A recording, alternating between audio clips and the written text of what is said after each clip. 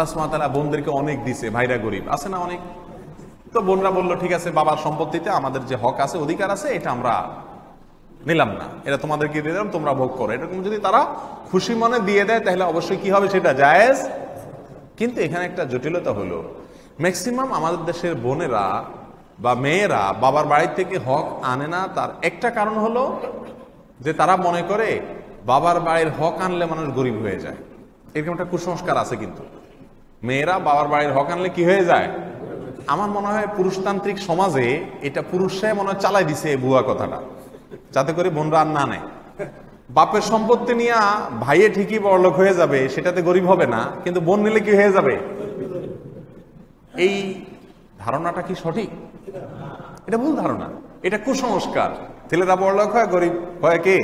মেয়েরা। আল্লাহ কি মেয়েদের প্রতি আলাদা কোনো নিয়ম রাখছে নাকি? ভুল কথা। এরপরে আসেন দ্বিতীয় ধারণা হলো যে অনেক বোনেরা ভাইদের কাছ থেকে বা বাবার বাড়ির কাছ থেকে সম্পত্তি নেয় না, সম্পদের হক নেয় না, কারণ তারা মনে করে এই হক নিয়ে নিলে আর ভাইদের কাছে গিয়ে দাঁড়াবার অধিকার আমাদের থাকবে না।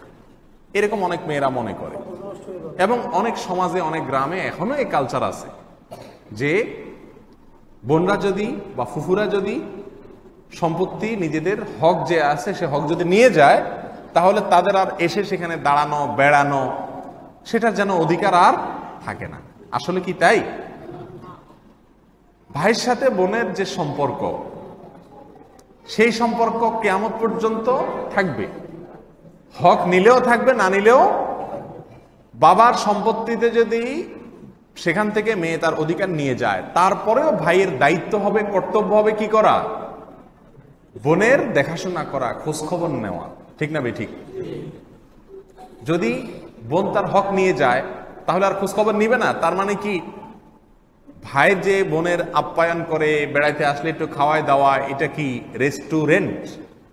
রেস্টুরেন্ট মানে ভাড়া দিয়া রেস্ট করে এরকম? যদি বাবার বাড়ি থেকে সম্পত্তি আনলে আর ভাইয়ে দেখবে না এরকম হয়, তাহলে এই ভাইয়ের এই দেখাটা কি হয়ে গেল? রেস্টুরেন্ট হয়ে গেল না? যে আমার সম্পত্তি আছে তোমার কাছে, তার বিনিময়ে তুমি আমার একটু আপ্যায়ন করিও, গেলে খাওয়াই, ব্যাপারটা সেরকম হয়ে গেল না?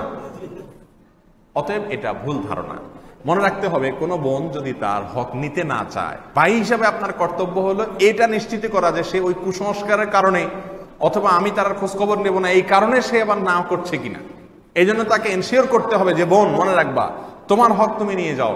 ভাই হিসাবে তোমার প্রতি আমার যে ভালোবাসা, আমাদের একে অন্যের বাসায় আসা যাওয়া, বেড়াবেড়ি, এটা তো কি মৃত্যু পর্যন্ত থাকবে, এবং এটা তো আমাদের করতেই হবে। আত্মীয়তার সম্পর্ক রক্ষা করা ফরজ। তুমি হক নিলেও করতে হবে, না নিলেও করতে হবে, খবরদার সে কারণে হক তুমি রেখে যেও না।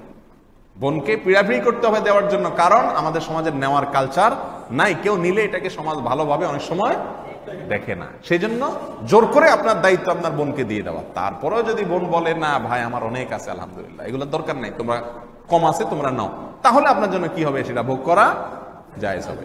আপনি আগে থেকেই চান্সে আছেন, বোন থেকে মাপ চাবেন যে বোন দায় দাবি রাখিও না, এরপরে বোন একটু বললে আপনি এবার খুশিতে বলেন আলহামদুলিল্লাহ, এটা উচিত হবে না। আল্লাহ তো আমাদের বোঝার তৌফিক দান করুন।